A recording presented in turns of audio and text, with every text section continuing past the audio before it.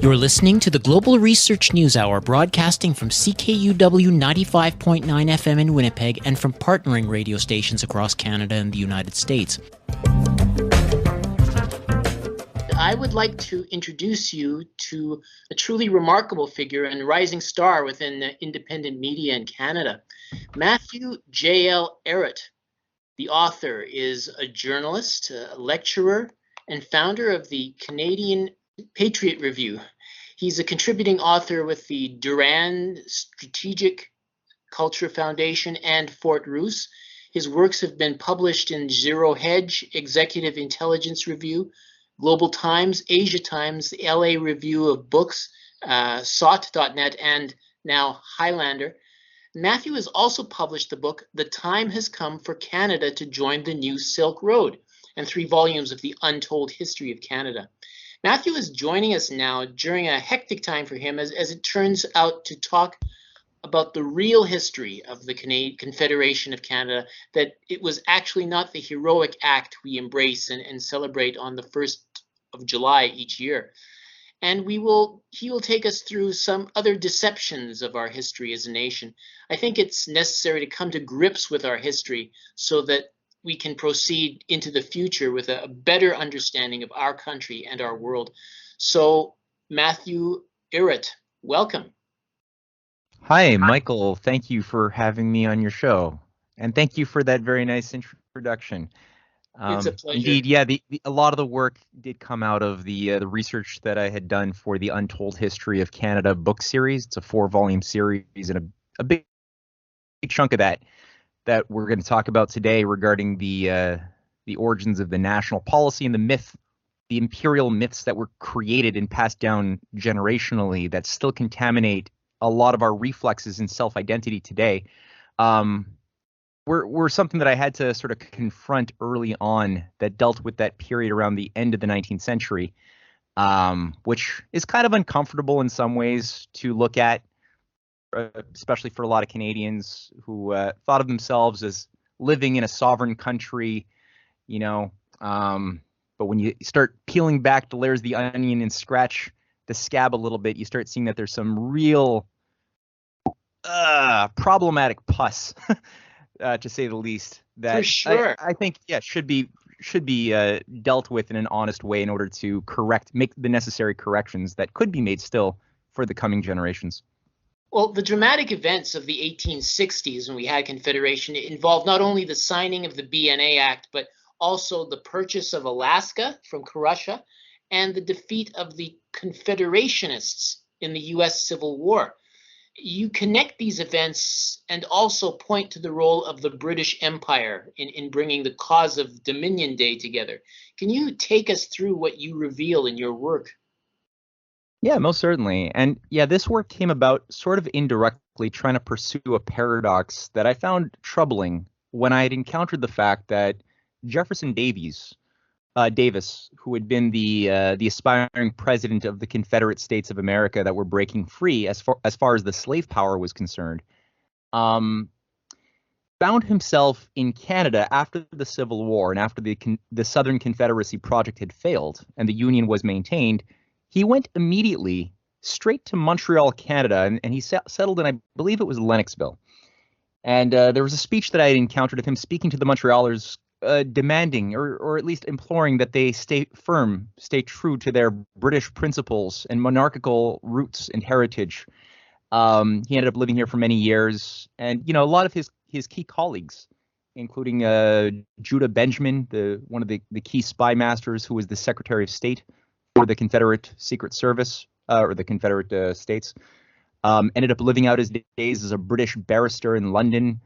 Albert Pike always maintained he was a high-level general in the Confederacy, also had many networks in Canada. He was the co-founder or the reformer of the Southern Rite Freemasonry, as well as a co-founder of the KKK out of the Knights of the Golden Circle, sort of the first British Imperial controlled or intelligence agency run domestic terror group that was luckily put down by Ulysses Grant. But all of these things I found very bizarre. Why was he in Canada? What's going on? Why was Canada?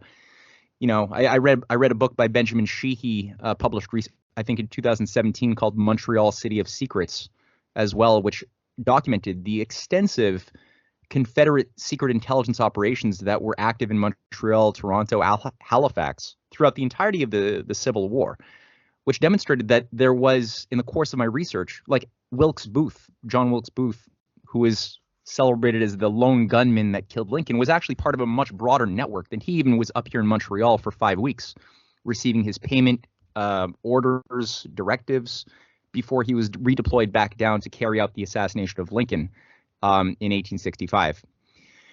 So, there was a lot of anomalies that broke the narrative that I was accustomed to from school and, official history books that painted a much rosier picture of Canada's role in world history during that period. And so I started realizing that you couldn't really understand Canada unless you understood the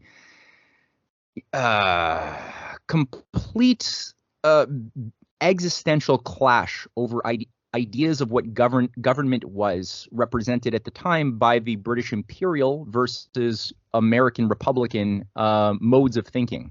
And Britain had not just one Confederate operation to destroy the U.S. Constitution, which was from the South, but it also had a northern project, a northern confederacy, and only one of the two projects succeeded. And that was indeed the Canadian northern monarchical experiment. So a lot of these dates, from the sale of Alaska, in 1867 to the 1867 BNA Act, to the assassination of Lincoln earlier on, it's all linked to a broader global chemistry, and it's so useful to start appreciating that top-down global chemistry that sets a context for the role of Canada as a chess piece within a great game. It makes so much more sense, because what was one of the key reasons why Lincoln didn't fail in the efforts to maintain the Union?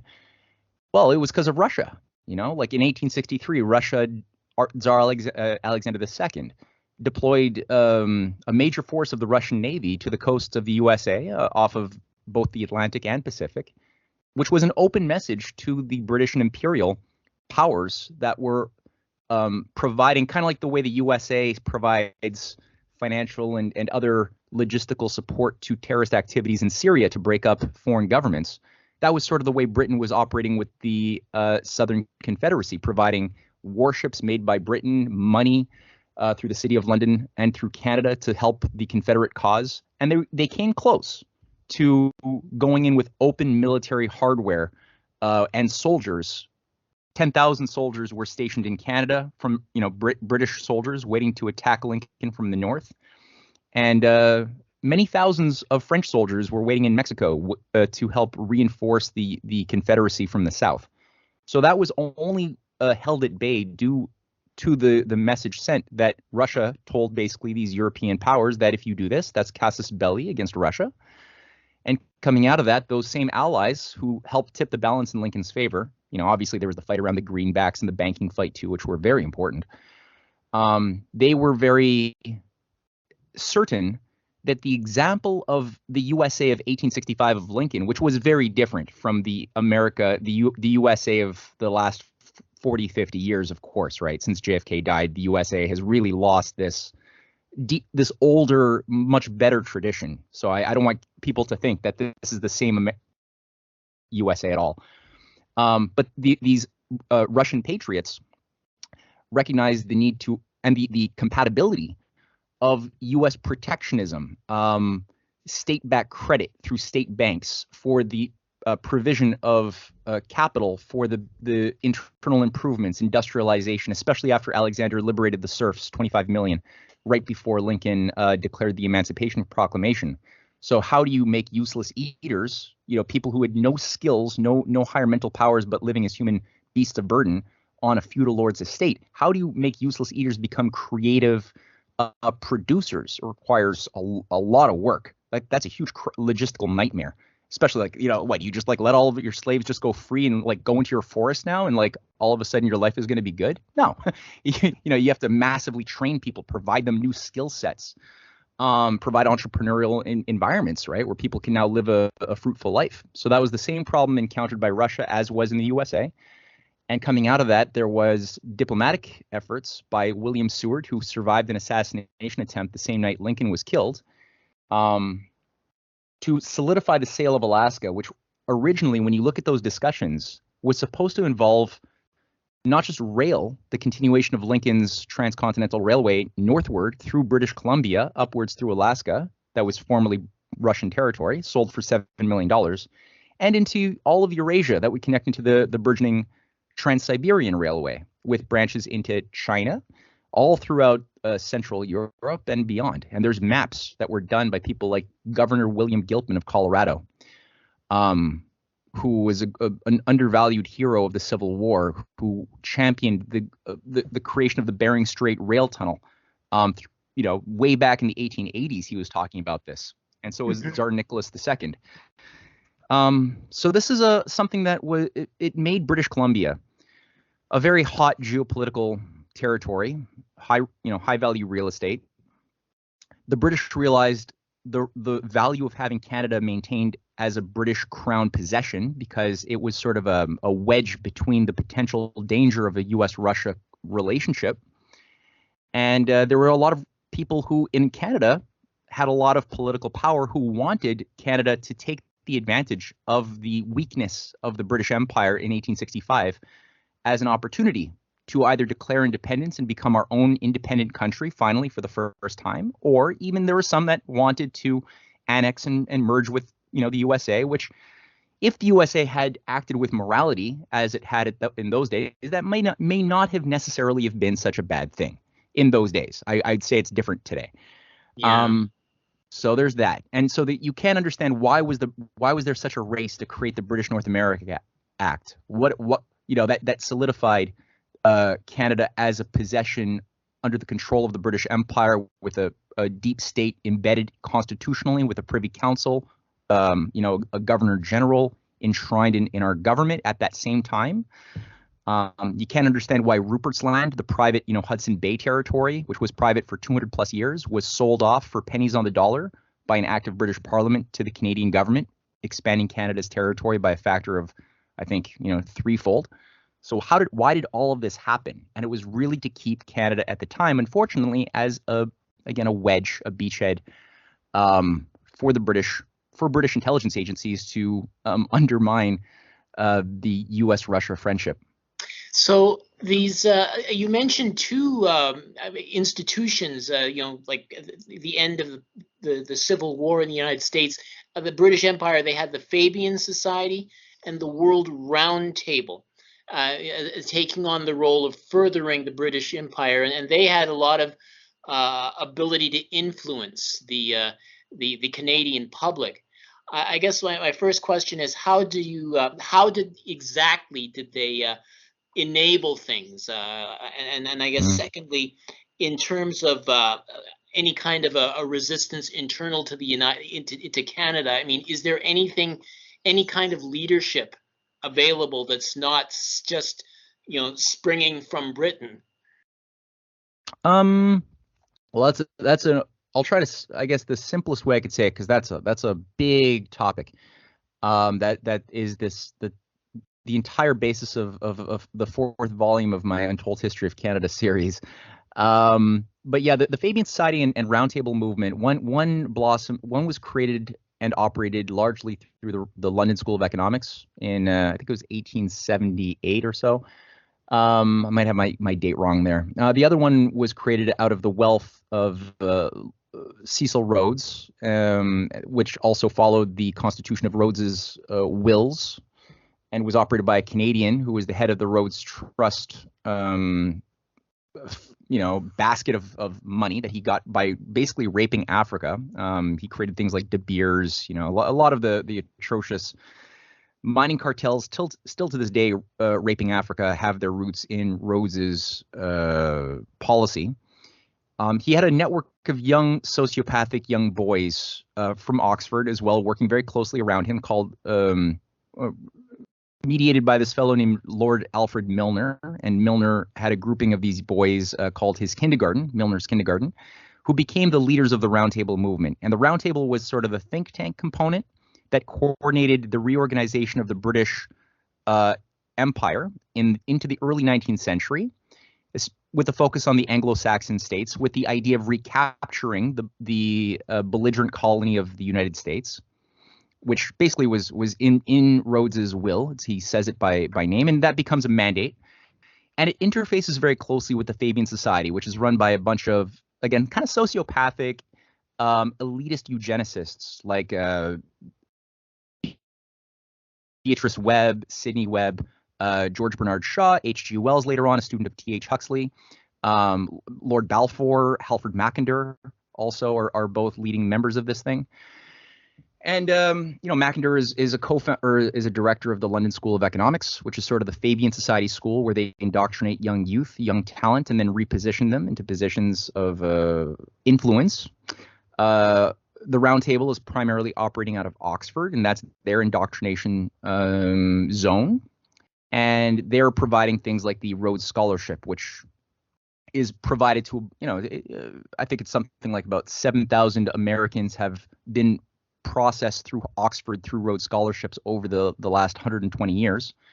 And it was overseen by a Canadian who had been an heir to the old family compact that was targeted by William Lyon Mackenzie, the revolutionary in the 1830s, who called this the family, so that's the family compact, the encrusted lower oligarchy of Canada that was beholden always to the older family bloodlines located in Britain, which were basically the United Empire loyalists who refused to be a part of the American Revolution and settled instead to British sanctuary territory in Canada. That's why we have English speakers here, like us in Canada.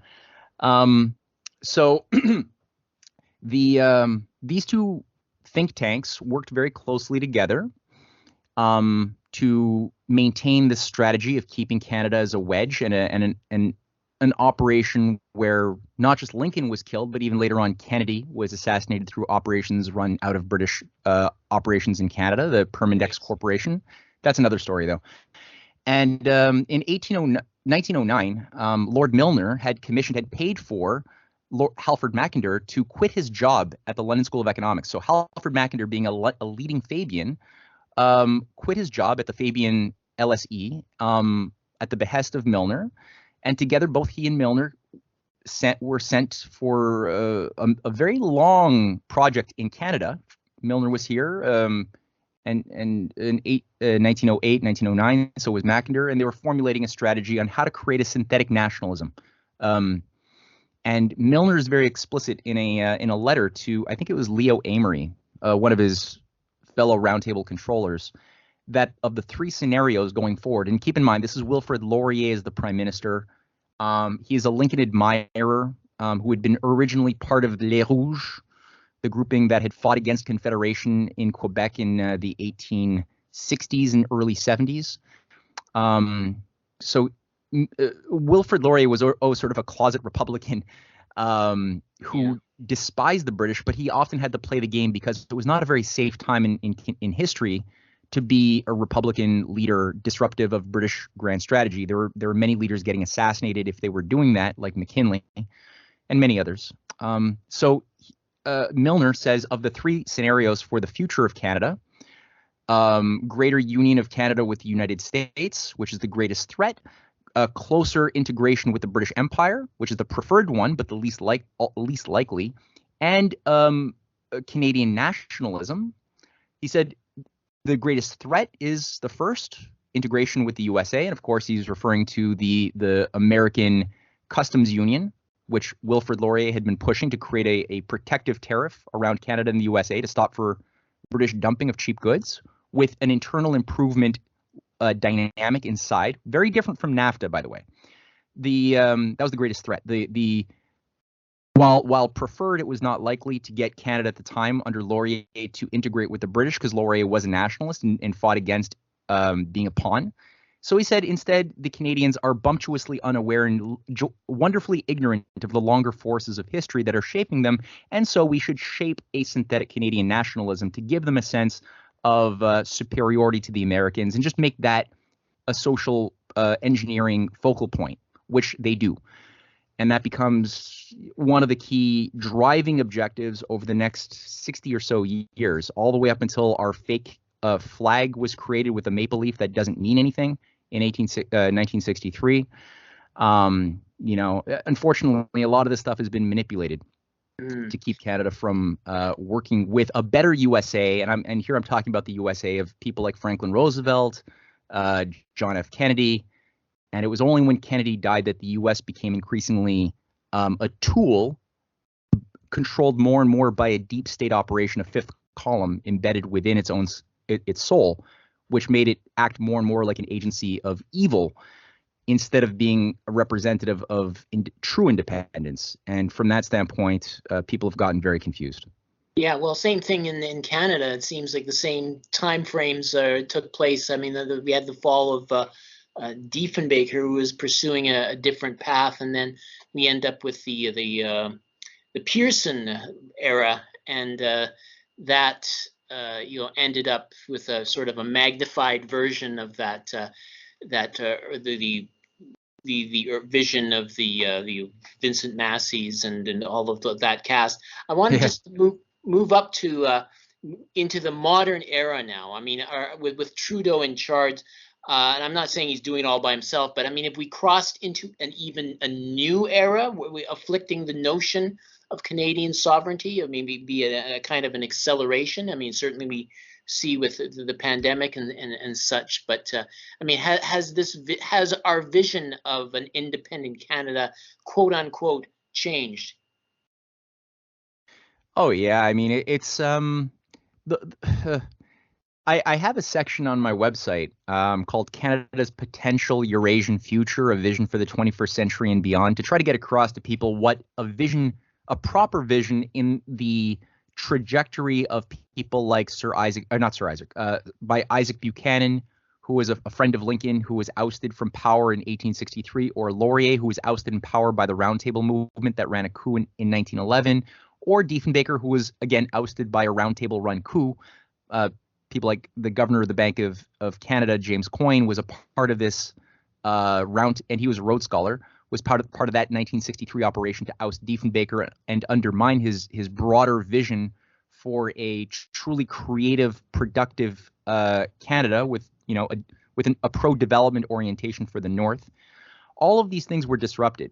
So what I try to do, and there's a lot of other stories of great Canadians who have been almost completely wiped out of the history records, and I try to not just bring to light what they were doing, but also how the spirit and way of thinking that they were operating in terms of their idea of utilizing the National Bank of Canada for a tool of credit development with concrete projects that could heal and build us out of the 50 plus years of atrophy and self-destruction we did to ourselves under this consumer society, post-industrial cult, how this could totally transform things in a good way.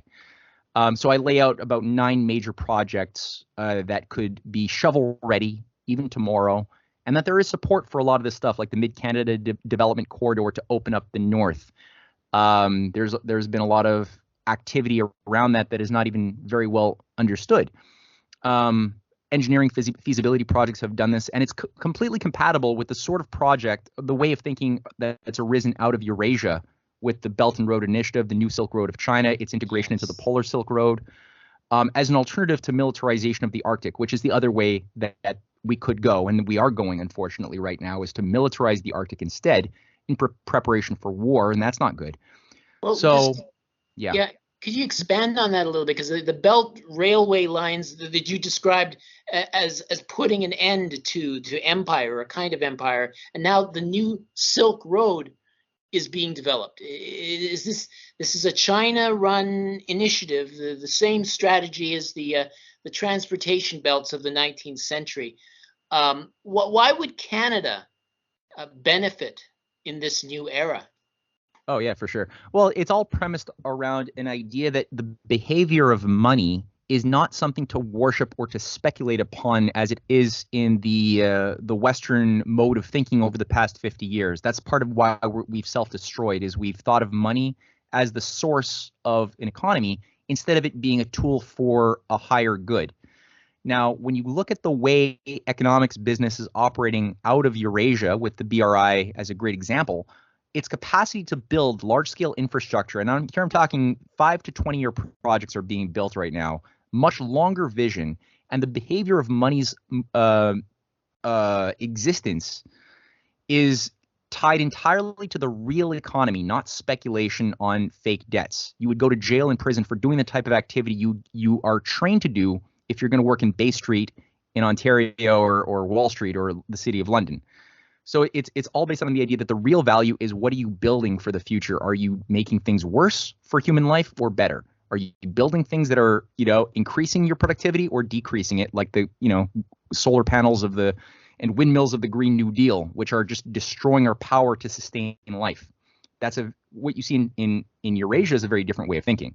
So if we could revive and tap back into that source that we once had access to, that we've forgotten how to do, we could have a basis upon which, working with China, which is a big growth market, we would have a basis upon which we could then re-stimulate our destroyed manufacturing and factories. We'd be able to open up, obviously, things like China has offered, as well as Russia, different opportunities for us to collaborate on Arctic development under a win-win paradigm. This idea that we're not in a race for diminishing returns, which is sort of the British unipolar, the Anglo-American unipolar, ideology, is that you always have to race for diminishing returns for everyone in a world of tension. This Eurasian idea is very different. It's win-win. It's not a zero-sum game. You can always create more energy by introducing new discoveries, new inventions, new ideas into the mix, and make the pie bigger and also more vitamin rich, not just fight for crumbs. So these are all things that are a benefit on a military level to increase security and trust that needs to be built fast before we completely shut down the last. I mean, we've blown up a lot of diplomatic bridges. I don't know if this is repairable. I hope it is.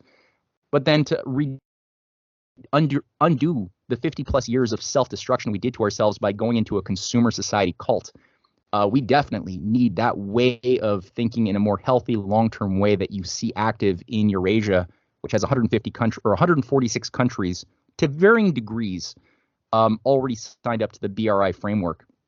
So that's sort of the Survivors Club. It also represents different ancient civilizations that don't want to commit willful sacrifice on some altar at this point of a great reset. So we should want that. We should want to have a future too, and we should want to cooperate, I think. And I think most people, if you ask them, if they care about supporting Nazis in Ukraine or anything like that, or actually being able to feed their kids and have a future that is stable and good, they would pick the second. Well, that's before you go, Matt, you put out a magazine once every couple of months, right? Well, I used to. The magazines I stopped doing because it's too energy intensive, but there's still back issues of the Canadian Patriot. There were 26 issues that we did, but now everything is on the website and my Substack, which is sort of my bread and butter, and also my books. So I just published a series of 3 books with my wife, Cynthia, who co-wrote some of that with me, called The Clash of the Two Americas, that people could get off of my website, CanadianPatriot.org, and they're all available for purchase on, unfortunately, Amazon. I got to find a different distributor. They just make it so damn easy. But anyway, yeah. Well, that's great. I really appreciated this conversation, Matt. I mean, we can resume it again in a couple of months or so. Yeah, anytime. I mean, we're just scratching the surface here. Anything could be unpacked quite a bit. Okay, thanks. Take care, Matt. All right, you too, Michael. See ya. I've been speaking with Matthew J.L. Ehret. He's a journalist, a lecturer, and founder of the Canadian Patriot Review. That concludes our show for today and for this season. We will soon launch a series of special shows for the summer months and be back in September with new, up-to-date material.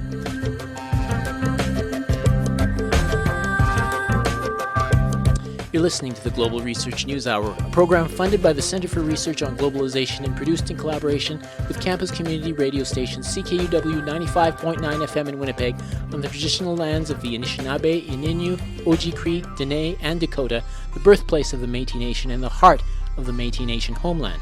The show is aired on other radio stations across Canada and the United States and available for streaming or download at the site globalresearch.ca. To leave feedback on this program, please email globalresearchnewshour@gmail.com. I've been the show's host and producer, Michael Welch. Have a happy Canada's Day, however you choose to celebrate it, and we'll see you again in the fall.